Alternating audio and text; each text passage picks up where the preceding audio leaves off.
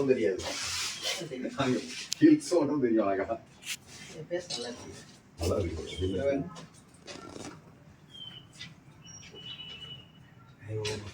மொபைலோட இதை பொறுத்து